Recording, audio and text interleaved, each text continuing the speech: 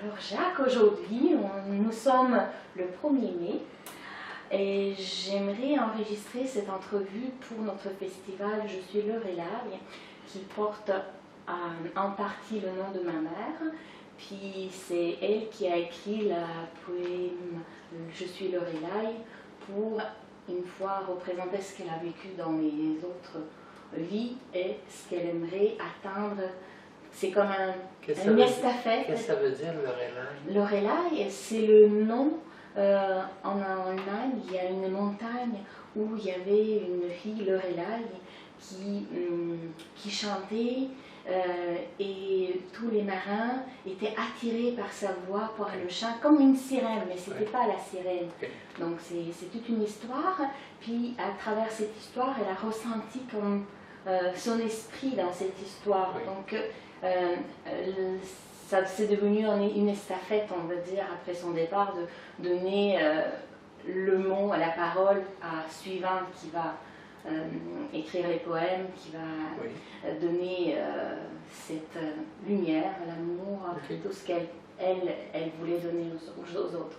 Donc c'est la deuxième année qu'on suit cette estafette. Ça dure 30 jours. Chaque jour, il y a un participant. Puis ça représente un marathon, on va dire, de l'estafette de l'un à l'autre. Donc on fait chacun à son tour. L'année dernière, c'était 30 participants, effectivement, 6 pays étaient représentés. Cette année, c'est à peu près la même chose, mais on a de nouveaux participants et on a essayé d'agrandir en donnant la parole directe aux personnes comme toi qui ont aussi beaucoup de choses à partager pour les gens.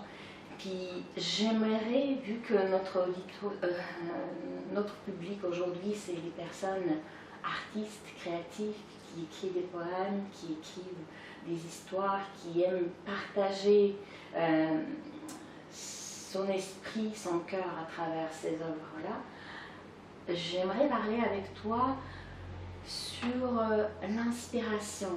Parce que l'inspiration, c'est là où tout commence. Par exemple, quand on s'est vu et j'ai commencé à travailler sur la traduction du grand dictionnaire de maladies, j'ai ressenti l'inspiration d'écrire des poèmes guérissantes, on va dire, pour chaque maladie. Puis ma mère, elle a ressenti la même chose, elle a écrit des centaines de poèmes vraiment pour chaque maladie. Donc tu étais comme notre source de l'inspiration. Et j'aimerais savoir, c'est quoi ton source à toi de capter cette inspiration pour faire les écrits, pour raconter, en fait, donner, guider en fait, les autres vers la guérison, vers plusieurs d'autres belles choses que tu partages avec nous. Ben, Laetitia, j'ai envie de te dire, pour moi, c'est souvent comme une voix intérieure. Des fois, ça va être comme une parole que je vais entendre, mais c'est plus comme une pensée qui me passe. Et je sais que la pensée qui me vient, c'est un message qui passe. Des fois, ça m'est arrivé que j'entendais une voix qui disait « Ah, tu vas écrire un nouveau livre, ça va s'appeler tel, et ça va sortir cet automne, et tout, et tout. » Genre « Oui, bon. » Fait que là, je me mettais à écrire, et souvent, habituellement, beaucoup de livres, pas le dictionnaire parce qu'il est volumineux, mais beaucoup d'autres livres, la moitié, 3/4 du livre était déjà dans ma tête quand je l'écrivais. Donc c'est beaucoup un ressenti. Un ressenti. Et cette voix intérieure dont j'ai pris conscience, ça m'est arrivé en septembre 1978, alors que je donnais une conférence. Et devant 500 personnes au niveau spirituel. Et j'ai eu un moment de silence. Et dans ce moment de silence-là, une voix qui dit « Ce que tu dis, c'est pas ça qui est important, c'est ce qui se passe. Tu pourras arrêter de parler le restant du temps qui te reste, et l'important passerait. » Puis moi, j'ai arrêté de parler. Mais là, la voix est arrivée, elle dit « Oui, mais les gens qui sont devant toi, ils s'attendent à ce que tu leur dises quelque chose. » C'est comme si j'avais eu un soupir. Ça, pour le public, ça n'a pas paru. Mais vraiment, c'était marquant en septembre 78 de prendre conscience de ça. Que des fois, ce qu'on dit c'est une chose, et c'est bien.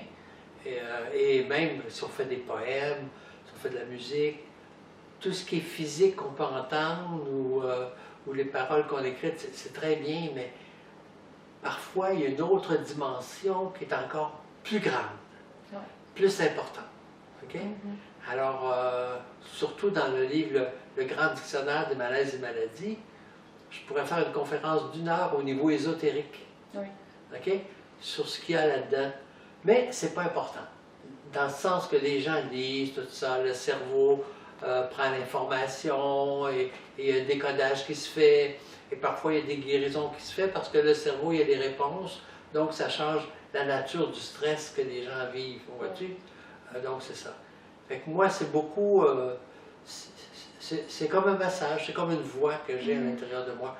Et ça, j'ai envie de te dire, je l'ai depuis très jeune, mais je m'en étais pas rendu compte. Oui, c'est ça ce qui arrive à moi des fois, puis à ma mère. C'est arrivé plusieurs fois dans la vie qu'elle entendait vraiment un fort voix. Vraiment, c'est pas seulement à l'intérieur, c'est comme s'il y a quelqu'un qui te dit en haute voix, des fois dans les étapes de vie très importantes. Mais ce que je demande, c'est parce que c'est pas tout le monde qui le capte, il faut, à mon avis, d'être ouvert d'esprit pour que cette information rentre. Puis, à partir de là, accepter, parce que des fois, il y a des messages qu'on aime moins passer ou on aime moins écrire. Par exemple, moi, si je reçois quelque chose du côté négatif, pas négatif, mais de dire que la personne va partir, puis moi je ne veux pas écrire parce qu'à partir du moment que la parole est fixée sur le papier, on peut comme rien changer, mais j'ai toujours envie de laisser, de croire que ça peut changer pour le mieux. Donc est-ce que toi ça arrivé aussi de pas vraiment prendre tout ce que tu entends dans ta voix intérieure, puis de le suivre, mais de comme mettre tes désirs, pas seulement désirs, mais tes appréciations à travers de ça, comment ça influence? J'ai envie de te dire, Laetitia, je me suis pratiqué des années à être à l'écoute et d'écouter. Il y a un livre à un moment donné que j'ai écrit qui s'appelle Le pouvoir des mots. Et à un moment donné, j'expliquais les formulations négatives, l'impact que ça peut avoir sur soi et sur les autres qui entendent ça aussi. Fait que là, intérieurement, on m'a dit, il fallait que je marque que c'était de la magie noire envers soi et envers les autres. Je dis, c'est trop fort, de la magie noire. C'est de la magie noire envers soi et envers les autres. Ok, j'ai compris. Fait que je l'ai marqué, vois-tu? Et quand j'écris un livre, ma force, je dirais, c'est que j'entends les réflexions des gens qui vont lire le livre. Et j'entends les réflexions de certaines personnes qui ne sont pas d'accord avec ce que j'écris. Oui, exactement. Bon, ils ne sont pas d'accord, mais ça ne veut pas dire que ce n'est pas la vérité. Parce que ça peut être dérangeant. Hein? Surtout dans tous mes livres, c'est écrit au jeu. Hein? Lorsque, au lieu de dire lorsque vous avez de l'acné, c'est parce que vous vivez de la frustration, c'est écrit si j'ai de l'acné, c'est parce que je vis de la frustration par rapport à cette situation. Donc, c'est certain que ça vient me chercher comme lecteur. Tout à fait. Okay? Donc, il y a des gens qui réagissent un peu parce que ça leur parle à eux. Mais tout ça pour te dire que les mots qui sont utilisés, la façon dont le dictionnaire est écrit, juste les mots utilisés, c'est déjà une approche par rapport à la guérison. Oui, tout à fait, parce que les mots, c'est comme les vibrations. La façon de mettre les mots, de composer les mots, ça fait toute une ligne de vibrations, on va dire pas une ligne, mais toute une séquence de vibrations. Et avant de te rencontrer, j'étais vraiment enchantée, puis j'ai tout de suite partagé à ma mère cette approche que tu as mis notamment dans le dictionnaire, dans le grand dictionnaire de maladies et malaises, c'est que tu as décortiqué les mots par syllabe, un syllabe par chaque seconde, puis je n'ai jamais vu ça auparavant, mais j'ai comme tout de suite accepté, puis j'ai dit waouh. en effet, pour la technique monosyllabique que tu mentionnais, qui est au début du livre, parce que des fois, les gens ils vont au milieu tout de suite pour chercher le malaise, la maladie, ce que ça signifie. Mais ça, c'est très puissant. Hein?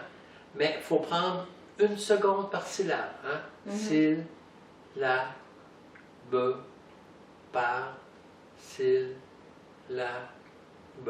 Donc, lire le malaise ou la maladie de cette façon-là. Donc, ça fait une vibration au niveau du cœur.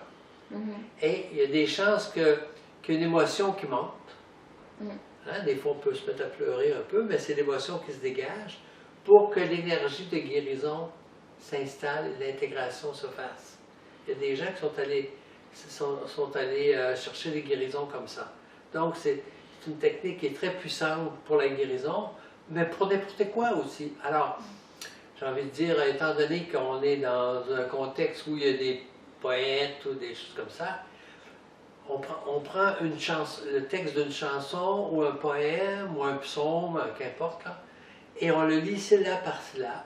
Hein? Même un poème qu'on aime bien, syllabe par syllabe, en prenant 1 seconde par syllabe, ça me permet d'aller à l'essence de ce qui est écrit.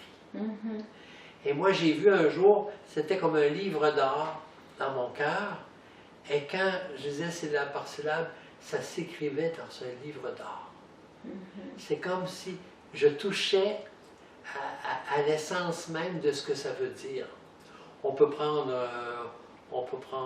des fois je le fais en public, une prière, des fois je vais prendre Je vous salue Marie, parce que, bon, c'est une prière qui est connue, là, mais syllabe par syllabe, en prenant 1 seconde par syllabe, et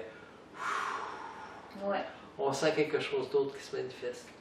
Donc, le dictionnaire, parce qu'on parle de malaise et maladie, c'est vraiment un outil de prise de conscience et éventuellement de guérison aussi qui peut se produire, parce que si l'émotion qui est à la source du conflit qui a amené la maladie, si l'émotion se libère, ben, je veux dire, le corps il est libéré de cette émotion, il y a des chances qu'il remette en place comme ça devrait être le corps physique. Oui, oui, tout à fait. Donc c'est vraiment, moi je trouve que c'est un outil universel, parce que ça touche pas seulement les maladies, on peut appliquer, comme tu as dit, pour les prières, pour les poèmes, pour les chansons, puis on va vraiment être au cœur de ce profond sens et profond essence. De l'essence. Voilà, non seulement du sens, mais de l'essence. C'est très puissant. C'est très puissant. C'est simple. Moi c'est ma force. Hein? J'ai une formation comme ingénieur électricien. Hein? Les ingénieurs, c'est pratique. Mais moi c'est ma force d'aller chercher des outils qu'on peut mettre en pratique. Parce que des fois, le discours au niveau spirituel, si, ça, ben, je crois aux anges, aux archanges, tout ça, c'est bien. Oui, mais ça m'apporte quoi? Là, je dis ça, dans d'autres livres aussi, là, il y a des exercices. Ça, on fait ça, ça donne des résultats, il se passe ça, il se passe ça. Il y a du concret qui se passe, vois-tu? Tout à fait. Comme les bonhommes de lunettes. Les petits bonhommes à lunettes. Ah ben oui, ben ça c'est... C'est vraiment un excellent outil. Ça, c'est un cadeau à l'humanité. Oui, tout à fait. C'est un cadeau à l'humanité, c'est comme ça que je dis maintenant. C'est tellement simple. C'est d'aller chercher les choses simples comme ça qui peuvent donner des résultats. Après, si j'ai besoin d'aller voir un médecin, un psychiatre ou je sais pas quoi, là, je vais. Mais il y a un bout de chemin que je peux faire moi-même. Puis que je peux me retrouver plus avec moi-même, l'être que je suis. Hein? Et puis, bon, ben, si dans ma vie les choses sont plus claires, ben, j'en bénéficie, et d'un, surtout, et ça en fait bénéficier les autres. Oui. Parce que ma lumière augmente. C'est ce qu'on a besoin tous. Oui, voilà. Peu importe le métier qu'on exerce, c'est vraiment, je pense, le premier rôle, mission, destin même de chaque être humain qui vit sur la Terre. Et quand tu parlais que le dictionnaire c'était universel, moi, dès les débuts, je te parle de janvier 91, quand j'ai commencé la première édition, 1991, j'ai su que les maîtres avaient choisi le prétexte des malaises et maladies pour démontrer qu'à quelque chose d'invisible, hein, les pensées, les sentiments, les émotions, bon, à exception ceux qui voient l'aura, des choses comme ça, mais les pensées, les sentiments, les émotions, c'est invisible, mais ça a une répercussion physique mesurable sous la forme des malaises, des maladies, hein, la haute tension, un souci au niveau du cœur, trop de sucre dans le sang. Donc, c'est mesurable. Mais ça vient de quelque chose d'invisible. Ça veut dire que si j'agis sur l'invisible, peut-être que je peux avoir des répercussions physiques positives aussi. Oui, tout à fait. OK? Parce que si mon corps a déclenché la maladie, c'est dans une structure, un point de vue de protection, dans un système qui existe depuis des milliers d'années. Voilà. Tout à fait. Alors, je te remercie et j'aimerais savoir en fait plus peut-être sur le pouvoir des mots. Comment tu écris? Est-ce que toi, c'est toi qui choisis les mots ou tu reçois le message, tu écris tel quel, par exemple, dans tes livres? Je l'entends et je le ressens. Donc c'est vraiment dans cet espace invisible que toi tu rends visible. Parce que quand on est en channeling, hein, en contact avec son moi supérieur ou un être spirituel de haut niveau, aussi, le message est toujours en formulation positive. Et je ne recevrai jamais, si je suis vraiment en channeling, là, à moins que ce soit changé dans mon mental, n'aie pas peur, il ne t'arrivera rien. Non, non. Le message, si, supposons qu'il vient du channeling et qu'il n'est pas déformé par mon mental, on va dire fais confiance, c'est en sécurité. Parce qu'il y a des gens, des fois, parce que je suis éditeur, ils m'ont proposé des manuscrits que c'était en channeling. Il y avait tellement de formulations négatives. Soit qu'ils ont reçu le message et leur mental a modifié suivant leur interprétation, ou il n'était pas en channeling, il était en contact uniquement avec le mental. Vois-tu? Oui. Alors ça, je fais très attention. Et dans le grand dictionnaire de malaises et maladies, parfois il y a des formulations négatives, puis là, des fois, j'étais réticent. On me disait, celle-là, tu le laisses. Parce que ça parle plus aux gens, ça va faire un point d'ancrage pour les gens. Avec cette formulation, ça leur parle plus. Ah, OK. Mais autrement, c'est toujours en formulation positive, ouverte. Oui. Donc, toi, par exemple, pour reconnaître si la source est vraiment vraie, tu regardes la forme qu'elle prenne. Oui. C'est ça. Parce que ça rentre physique, visible, puis on peut juger est-ce que c'est vraiment la source qui parle ou le mental. Et un autre truc que j'utilise, c'est que je parle au jeu. Hein, dans le dictionnaire, c'est toujours marqué je, telle chose, je, telle chose. Fait que quand je dis je, quand je fais une conférence, je parle au jeu. Les gens qui entendent, leur cerveau entend je. Oui, Hein, ils s'approprient à eux-mêmes. Et non pas lorsque vous êtes en stress et que vous vivez telle situation, vous vous attirez telle... Non, non. Lorsque je suis en stress, lorsque je vis telle situation, je m'attire. Bon. Maintenant, les gens peuvent dire, oui, c'est un bon conférencier, mais il faisait juste parler de lui. Hein. Alors, à toutes les 7, 8 ou 9 minutes, je dis, alors quand je dis je veux dire chacun d'entre nous. Je continue. Et 9 minutes après, alors quand je dis je veux dire chacun d'entre nous. Et à un moment donné, ben, supposons que c'est par rapport à une femme. Je vais parler comment au jeu? Alors, je vais dire, si je suis une femme, et je vais voir mon médecin, et qu'il me dit que j'ai telle pathologie, là, alors je peux être en stress par rapport à une situation. Alors, les femmes qui sont dans la salle, ils entendent « je » aussi. Oui, tout à fait. Même si je suis un gars. Vois-tu? Donc, ça leur parle. Ils ne peuvent plus dire qu'ils ne savent plus. Oui, tout à fait. Parce que le cerveau est enregistré « je ». Tandis que quand on dit « vous », c'est plus facile de « ah oui, mais il ne parlait pas de moi, là. Il parlait de quelqu'un d'autre. » tu sais. Mais « je ». C'est une technique de guérison dans le livre. Quand je cherchais un éditeur, à un moment donné, il n'a pas voulu prendre mon manuscrit parce que c'était un gros jeu. Il n'était pas à l'aise avec ça. Et puis, j'ai dit non, je ne changerai pas jeu pour vous. Ça fait partie de la guérison. Parce que mon cerveau a l'information. Puis pour acceptation, parce que c'est par là que ça passe, Oui. il faut que ça soit moi, je, et pas toi. Oui, c'est ça. C'est Exactement. justement. Très Donc, bien. donc c'est tout ça. Bon. Et comme je te dis, moi, ce qui m'aide beaucoup, c'est que quand je me branche sur les gens, c'est comme si j'ai une foule devant moi qui écoute ce que j'écris. Puis j'ai des commentaires positifs, puis j'ai des commentaires négatifs parce que ça dérange les gens. Mais je me dis, OK, je comprends que ça vous dérange, mais je ne le fais pas pour vous, je le fais pour ceux qui sont ouverts à entendre la vérité. C'est exactement le même sentiment que j'ai ressenti en traduisant. J'ai Oui. comme entendu des voix, des remarques, des appréciations positives et parfois négatives, plus de professionnels médicaux, enfin je veux dire de cette partie-là.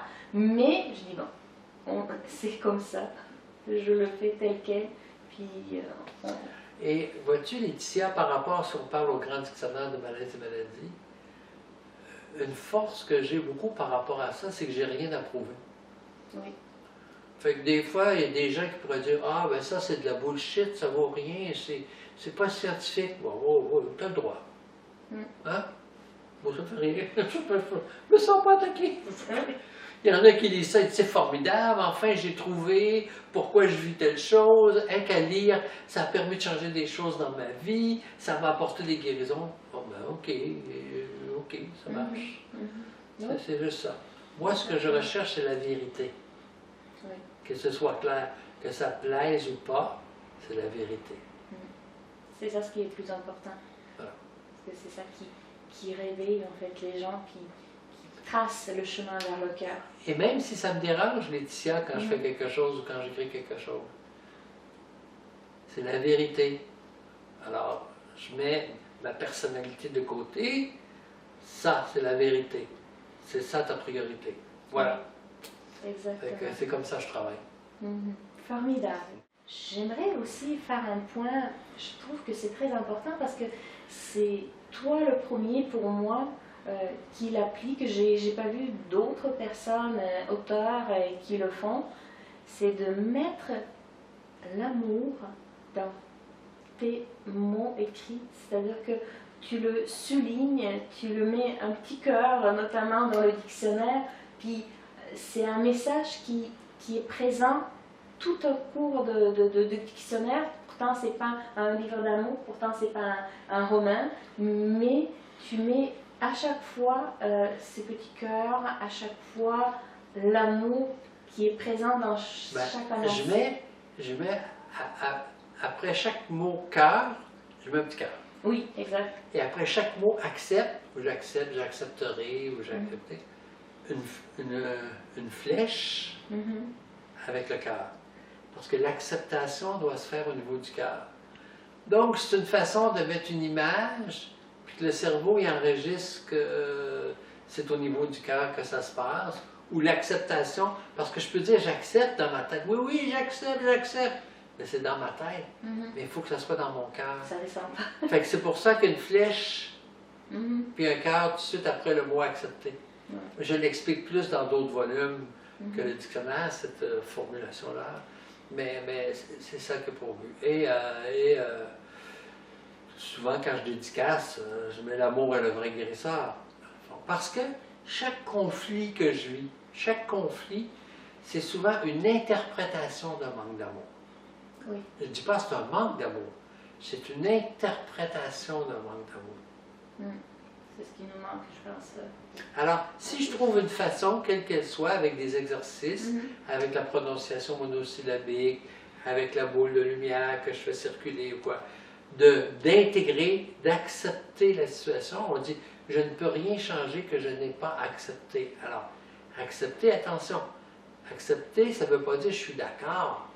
Accepter, ça veut dire « j'accepte que j'ai quelque chose à comprendre » ou j'accepte que j'ai une prise de conscience à faire. Oui, exactement. Et il peut avoir eu de la souffrance dans ce que j'ai vécu. Je ne remets pas ça en question. Mais j'ai quand même une prise de conscience à faire. Exactement. Et si je suis ouvert à ça, ben, je suis plus à même de m'enligner dans un processus de guérison. C'est ça qui est important. Puis moi, si je traduis ça en langage, on va dire poétique, c'est-à-dire je le traduis pour les personnes artistes qui souvent dirigées pas seulement par l'inspiration, parce que c'est le premier pas, mais aussi par les sentiments vécus, par les situations vécues dans leur vie, d'où vient des fois, on voit beaucoup des poèmes d'amour, on voit beaucoup des poèmes, et chaque poème c'est le ressenti, c'est les sentiments. Voilà. Donc moi j'essaye de trouver comme un chemin pour relier tout ce qui se passe autour et à l'intérieur de la personne pour mieux comprendre, même pour ceux qui écrivent mais ils n'ont pas eu la conscience de l'effet que ça peut poser aux autres qui lisent la poème, qui lisent leur histoire, roman, mais qu'est-ce que toi tu pourrais à ce moment-là de conseiller ou de dire pour que sa conscience soit prise et que cette œuvre donne vraiment un résultat positif, même si on a vécu des choses un peu plus terribles. Veux-tu dire quand on le fait ou après que c'est fait? Non, quand on fait pour que le lecteur récupère le résultat en positif, même si on a passé à travers des choses un peu plus terribles. Laetitia, la technique des petits bonshommes allumettes, là, c'est bon pour n'importe quelle sauce. Hein? Si j'ai à écrire un poème, je peux me décider moi, ensuite je fais un rectangle, et, je peux mettre le titre du poème, je mets le titre. OK? Alors, cercle de lumière alentour de moi, alentour du poème, alentour des deux, les lignes d'attachement conscient-inconscient, et je coupe. Et ça me met plus branché par rapport à moi-même. Je suis plus branché par rapport à l'essence de ce que je vais faire. La même chose pour un morceau de musique ou quoi, là. Même l'interprétation du morceau de musique. Okay? Parce que je peux avoir des très bonnes notes, si je suis violoniste, très bonnes notes, c'est parfait. Mais ce qui va se dégager, tout mon être devient un amplificateur hein, de la musique. Un jour, j'ai fait, parce que j'ai une formation comme rebirtheur, hein, c'est respiration consciente, et un flûtiste, flûte traversière, qui est venu, et dans ça, j'ai fait incorporer la flûte, que lui devenait la flûte, vois-tu? Et quelques semaines après, il est allé à un congrès et une amie qui est musicienne, elle lui a dit, qu'est-ce que tu as? Elle dit, il y a quelque chose de changé dans ta musique? Elle dit, ça ne vibre plus de la même façon. Et c'est après la séance qu'il y a eu. Donc, que techniquement, on fasse les choses correctement, parfait, mais j'ai le pouvoir d'aller chercher une autre dimension encore plus grande de ça. Ouais, ça c'est magnifique. C'est possible. C'est pour ça qu'il y a des livres comme dans Atma, le pouvoir de l'amour, il y a 8 exercices et tout, et tout, et tout.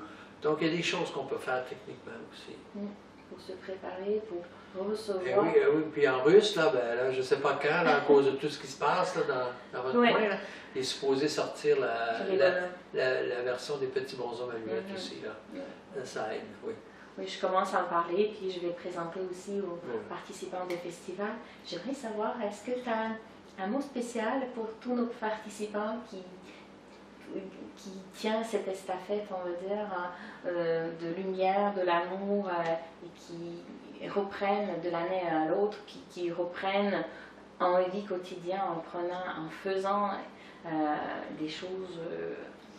Il y a toujours un exercice spirituel de contemplation qu'on peut faire, hein? Indépendamment des religions, là, ça n'a pas rapport à aucune religion.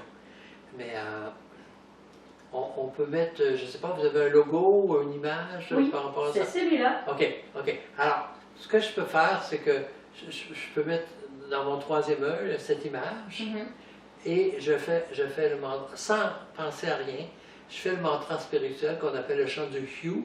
Ça s'écrit H-U, mais ça se prononce en français Y-I-O-U, donc ça se prononce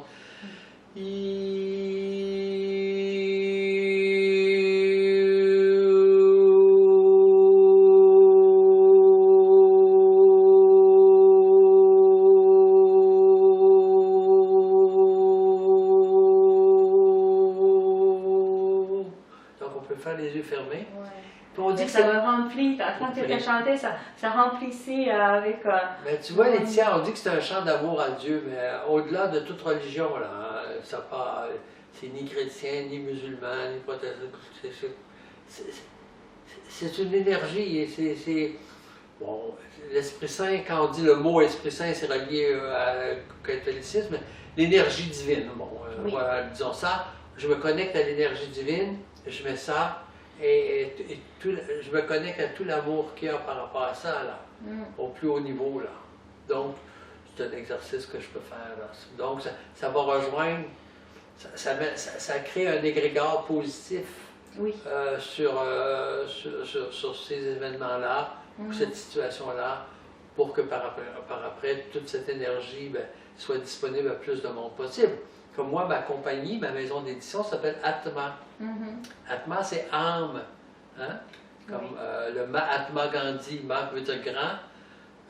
Atma, âme, c'était un titre spirituel pour le Mahatma Gandhi. Fait que moi, c'est voulu que je veux que l'âme soit la priorité pour décider de tout ce qui doit se faire dans ma maison d'édition. Vois-tu? Oui.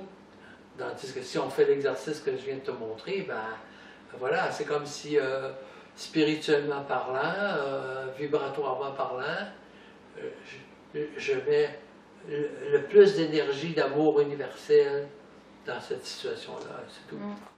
Alors ça rejoigne et ça reprend l'esprit de ma mère qui est présent dans ce tableau, effectivement, parce qu'elle se dessinait comme une fille, parce qu'elle adorait la mer, hein, elle adorait naviguer avec son petit bateau, puis cette navigation, c'était pas seulement dans la mer, mais dans la vie, puis dans l'esprit de chaque fois qu'elle rencontrait les gens, elle donnait tout son amour, elle donnait tout ce qu'elle avait possédé, puis c'est la personne peut-être que pour moi qui donnait plus de cadeaux dans la vie que n'importe qui. Donc effectivement, en venant chez toi, je m'arrêtais, puis je me dis, c'est sûr que si elle était là, elle aura pu te offrir quelque chose, parce que c'est obligatoire. Si elle vient voir quelqu'un, même plusieurs fois à l'année. Elle est ici. Oui, c'est ça. Donc, j'ai dit, mais il y a quelque chose. Vous avez beaucoup en commun. Puis même si vous n'étiez pas présente en vie vis-à-vis comme nous sommes actuellement, je lui parlais de toi. À toi, je parlais d'elle. Puis ce matin, j'étais comme en question, mais il y a un lien. C'est quoi? Et devine quoi? Le 1er mai, je la prends sur le chemin en venant chez toi, c'est la fête de mer. Puis il y a une personne qui représente la mer, puis que toi tu as rencontré. Moi j'ai rencontré. Ma mère a rencontré dans sa vie sur la terre. Puis elle a dessiné en plusieurs exemplaires. Donc ça c'est ton exemplaire de Amma. Ah oui. Voilà. Ah, oui, donc je pense que ça va rejoindre ton esprit puis ta maison aussi. Oui. Donc c'est vraiment c'est elle qui a fait puis elle a fait. C'est beau. Je suis très proche de Amma. Oui. Ouais.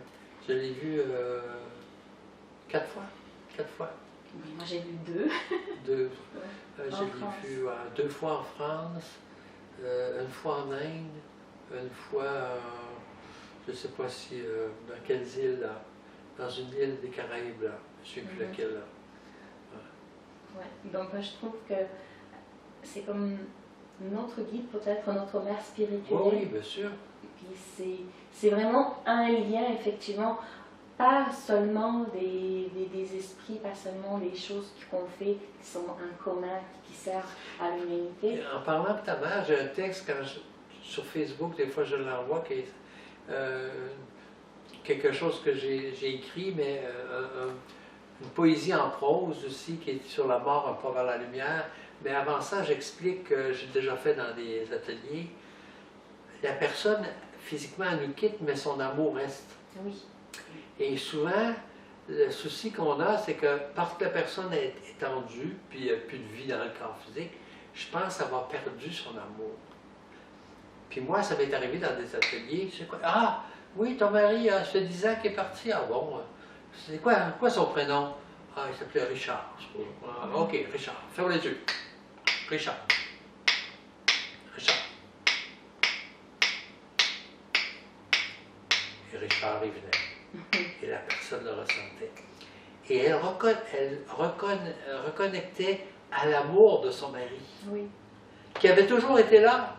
Mais le mental avait interprété, je l'ai perdu. Ouais, parce que nous, on a habitué de toucher, de visualiser. Puis ce qui est important, c'est l'amour. Fait que là, il y a un grand calme qui habituellement arrive chez la personne, tout ça, parce que, bon, c'est sûr, tu ne peux plus lui parler, tu ne peux plus lui toucher, mais l'amour est présent. Oui, tout à fait. Puis Donc, ça vient dans la poésie que j'écris, des fois comme un dialogue entre nous deux, entre les uns. Donc je le perçois, je l'écris, et c'est ça ce qui s'est passé, parce que c'est pas moi qui ai inventé le festival, c'est 3 jours après son départ, je sors pour la première fois dehors, puis clique, fais un festival, je suis Lorelai. Oui. Parce que c'est comme donner tout ce qu'elle a fait à continuer à faire, Bien sûr. puis aux autres. Parce que les autres ont ressenti beaucoup de manque, parce qu'elle était présente dans les réseaux, elle s'intéressait à la vie de chacun, même si elle ne le connaissait pas forcément. Mais on peut être triste physiquement qu'on n'a plus de contact avec la personne physique, mais toujours se rappeler que l'amour est présent. Oui. L'amour reste présent. Pour tous et chacun, hein? Ouais. Pour tous et chacun, l'amour est présent. Il ne se perd jamais, l'amour. Oui. Mais il s'agit juste de se reconnecter à l'amour de la personne. C'est l'énergie, mais l'énergie ne peut pas se détruire toute seule comme ça. On peut juste être fermé à ne pas recevoir. Mais... Et l'amour des grands maîtres, même si ont existé il y a 2000 ans ou 3000 ans, ou il y a eu plusieurs maîtres, mais leur amour est toujours présent. Il s'agit de se brancher sur leur amour et leur amour est présent. Oui. Parce que nous, on possède tout ce que nos générations antérieures c'est ça. a fait.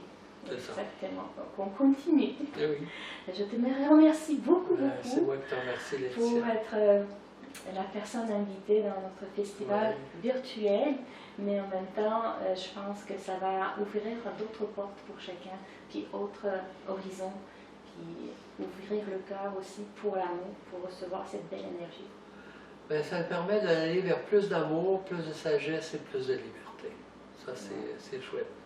Ben, merci beaucoup à toi. Puis, bon séminaire ou colloque ou quoi, là, pour tous ceux qui font. Dans le domaine artistique, on est plus connecté au niveau de l'âme aussi. Oui, donc, et on est plus ouvert parce qu'on ressent, on est plus sensible, on va dire. Donc c'est juste le début. Bonne continuation à tous ces gens-là. Merci beaucoup. Merci beaucoup, Jacques. Merci.